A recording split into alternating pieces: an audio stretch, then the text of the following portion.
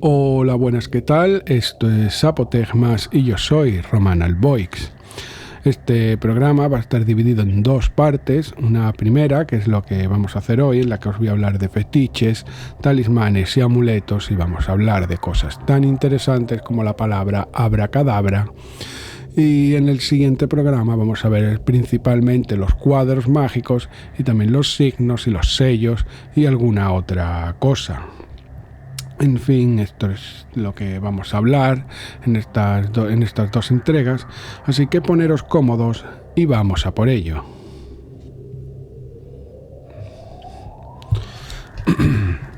El origen de la medicina es una ramificación de la magia, tal como lo puede ser la astrología o la adivinación. El hombre, cuando nace, está indefenso, expuesto a todos los peligros. Así empieza a desarrollar fetiches que lo protegen. Como especie es lo mismo. Al principio desarrolló sistemas para curar y sanar. Luego de esos primeros objetos de protección salió la medicina, a la que primero se le llamó espagiria y después alquimia. A día de hoy la llamamos ciencia. El amuleto es un objeto cualquiera que el portador considera que le reporta un bien. El talismán es un objeto valioso que ha sido consagrado para cumplir una función específica. El fetiche son amuletos de valor inferior y que son temporales, como por ejemplo las pieles de animales de los berserker. O en Australia los aborígenes se untarán de polvo y arena para que el dios de la guerra los proteja en la batalla. Plantas como amuletos. En la India ciertos árboles están asociados a la longevidad, por eso se cuelgan cortezas del cuello, cortezas de dichos árboles. En Asia Menor a los niños se les suele colgar una bolsita de comino negro para protegerlos de lo que en Occidente llamamos el changeling, o robo de niños perpetrados por demonios u otros espíritus como hadas o elfos. Igual en México, pero con plantas venenosas, generalmente solanáceas, ya sabéis, de estas como el estramonio o la belladona, tan usadas por las brujas. El uso de plantas en amuletos y talismanes es amplio y antiguo. Existe una teoría a la que no me añado, que mantiene que las historias de Yggdrasil y los árboles de la vida y la ciencia bíblicos eran una representación del culto al hongo alucinógeno. A pesar de no aceptar esta teoría por incompleta, es necesario advertir que el origen debe estar alrededor de esto. La elección de estas plantas como fuentes de vida y conocimiento está anclada a eso.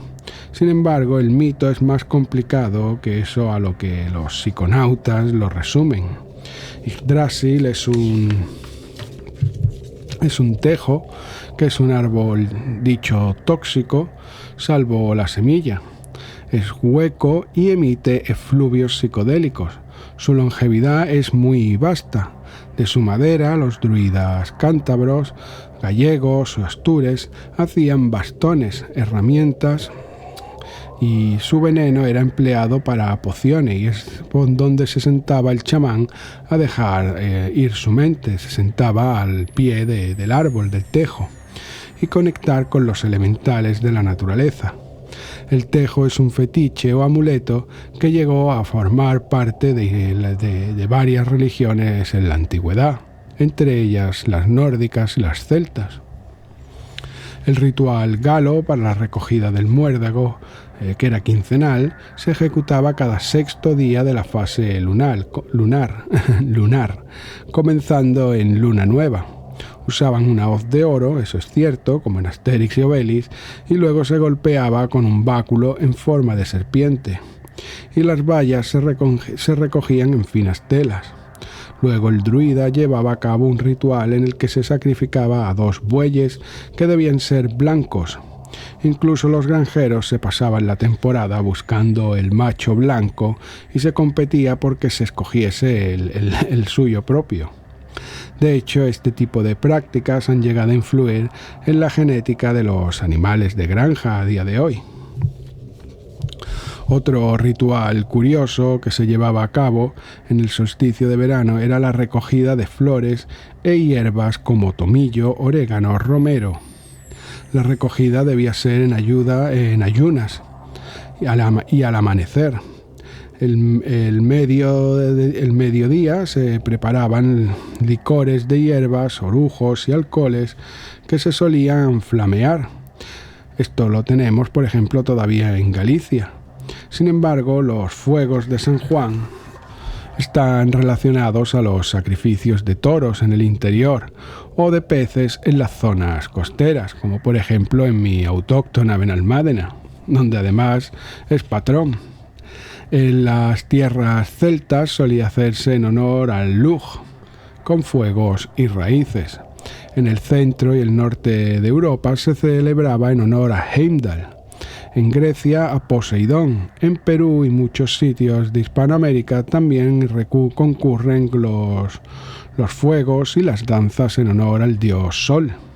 Y el más conocido de los indígenas americanos, el Green Man, que todos nos sonará, el hombre verde, que a pesar de la lejanía es un ritual muy similar al de Pan y a la cabra de Mendes en Grecia y el antiguo Egipto, respectivamente.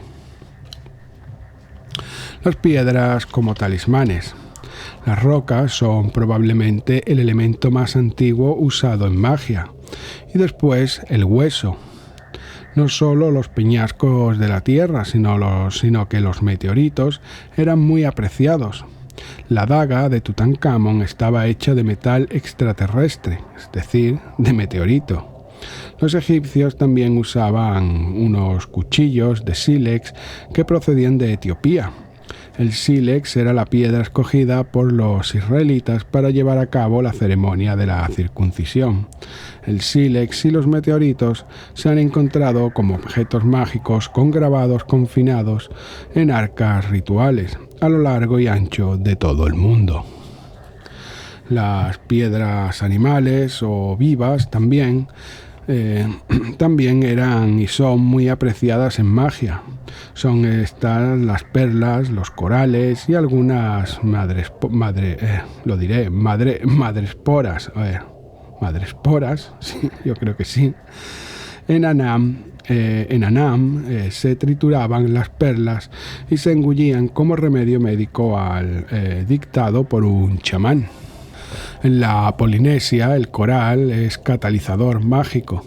El hechicero de la tribu lo carga con maná y entonces contiene el poder de proteger, curar y comunicarse con los dioses. En Italia, además, se utilizaba para regular las menstruaciones. Mucho más importantes son los bezoares, que se forman dentro del cuerpo como resultado de la concentración de calcio. Estas están en el estómago, intestinos y los cálculos de la vejiga, y en ocasiones en la cabeza. En la India, los bezoares de serpiente se usan para alejar a la cobra negra. En el Grimorio de Gran Alberto se dan fórmulas para el uso y tratados de los bezoares. Hay una fórmula para caer bien a todo el mundo, literalmente, y dice que se use chelidonia, que se encuentra en el estómago de las golondrinas. Uno negro y otro amarillo. Deben atarse a una bolsa y llevarlas bajo la axila derecha. También encender una vela blanca y recitar ciertas oraciones. En Malasia, los bezoares usados para prevenir la enfermedad son los de simio y cerdo, disueltos en agua y bebidos. Las gemas o cristales eran también muy utilizados y aún hoy, más cuando conocemos de forma científica los poderes del cuarzo y otros minerales. En Roma se solía colgar a los niños gemas talladas en forma de concha marina, con inscripciones. Todo eso para la protección. Citando a Plinio nos explica esto. La tierra oscura, negra, produce el mal, pero a la vez del remedio para cada dolor y enfermedad. En esta tierra es donde se encuentran todas las piedras, poderosas y variadas. Todas las virtudes de las raíces las tienen también las piedras. Las raíces tienen un gran poder, pero las raíces son superiores. La tierra las creó incorruptibles y sus poderes nunca envejecerán. Nerón habría hecho incrustar su cama con piedras preciosas, especialmente ágata, jaspe y amatista. Decía que esas rocas le proporcionaban poderes proféticos. Los principales usuarios de gemas y rocas son los musulmanes, no solo porque tienen la Kaaba en la Meca, que contiene en sí roca y gema y meteorito. Es también la casa de Dios, Bait Alá, y la Al-Qibla, es decir, a donde se dirige la oración. Las rocas que la conforman, salvo por el betilo extraterrestre, en una esquina son rocas y minerales de alrededor de la ciudad. Aunque conocemos muy poco de la Kaaba, los textos musulmanes indican que es antiquísima, aunque todos estos relatos comienzan con Mahoma. Solo A.G. Bensic, en la Enciclopedia del Islam, y las ediciones posteriores explica que antes de que Mahoma tuviese sus delirios ya existía y era motivo de adoración. Incluido habla de un centro de reuniones similar al Bosque de los Carnutes, la tribu celta que organizaba los concilios de druidas. Otro gran ejemplo del uso de la pedrería en magia es la forma en que los sacerdotes levitas deben vestirse, dado en la Biblia en el Éxodo en el capítulo 28, 6 al 43.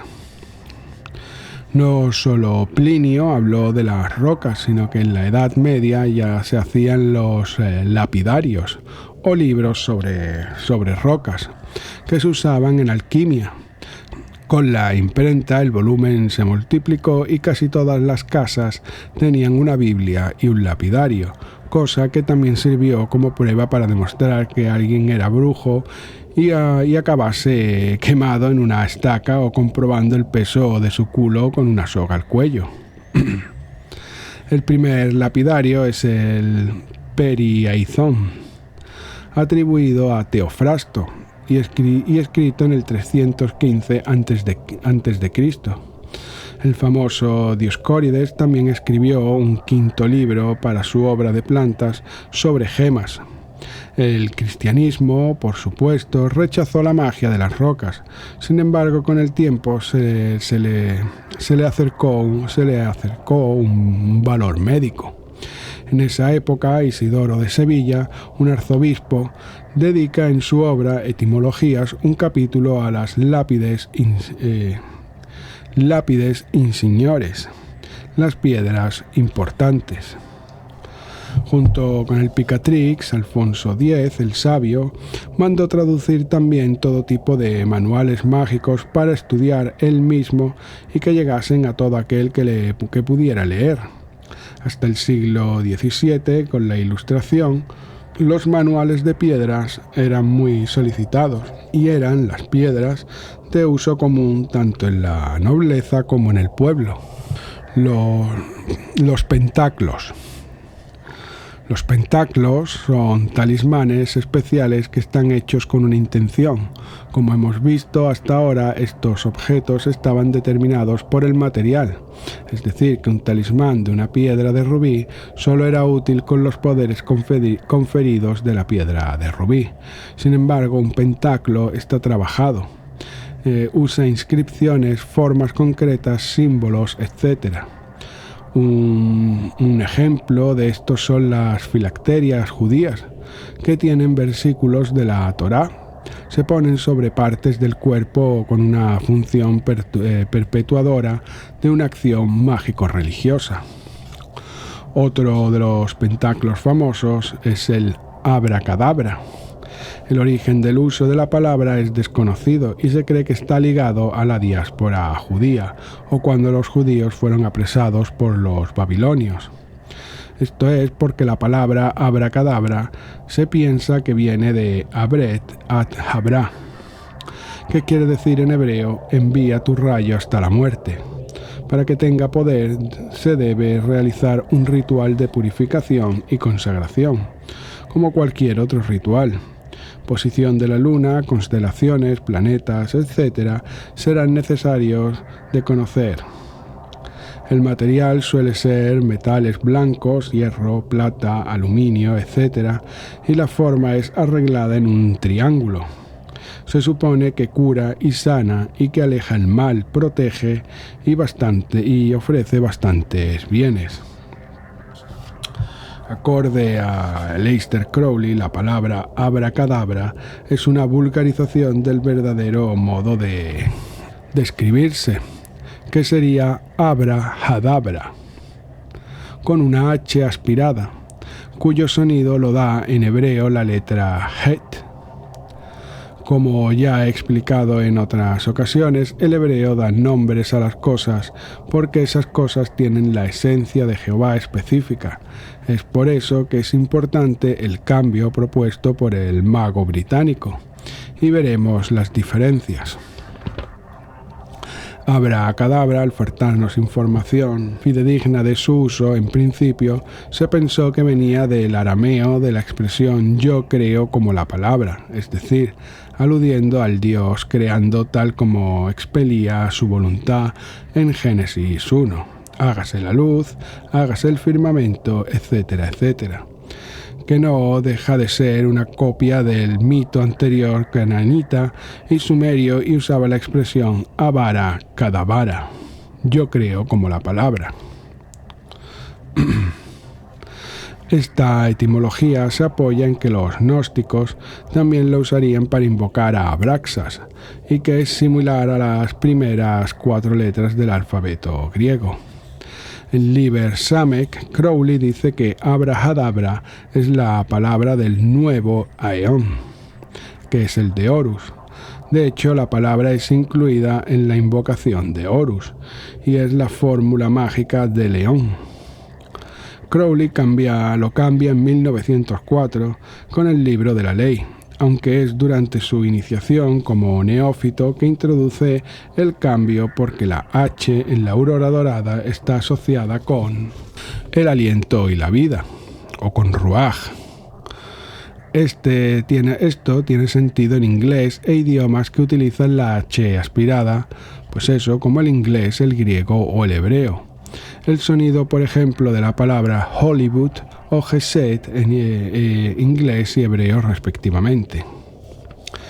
Crowley llegaría a esta conclusión por el contexto que enlaza la H a Horus, el ritual del neófito en la Golden Dawn, en el que se enfoca el aliento como modo de ejecutar y manifestar la libertad, y el hecho de que el hierofante en la mayoría de los rituales de la Golden Dawn lleva la máscara de Horus, especialmente en el mencionado del neófito. En la invocación de Horus y en la ceremonia del avance en el sendero de Qoph, el valor de la gematría de abrahadabra es 418. No es necesario tener mucha imaginación para saber que Crowley vio todo encajar cuando se dio cuenta que Cerión, o la bestia, como él mismo se llamaba, el nombre que le puso su madre y él le gustó mucho, también valía 418. Ra-Hor, un nombre de Horus, uno de los muchos nombres de Horus, cuando transcrito al hebreo también es 418. Y no solo eso, su casa de Boleskine, ¿para qué queremos más? En hebreo también es 418. La verdad es que la fórmula puede que haya perdido valor al desconocerse cómo debería escribirse, pero a lo largo de los siglos, abracadabra o abrahadabra ha sido incluido en los manuales de magia y activamente usada. Así que de hacerlo, creo que ambas maneras reportarán el efecto deseado, cuando desde luego estén bien usadas. Así que lo vamos a dejar hasta aquí. Y como os digo, la semana que viene continuaremos con la otra parte de este programa. Dadle a like, compartir. Muchas gracias por llegar hasta aquí y nos vemos la semana que viene. Hasta luego.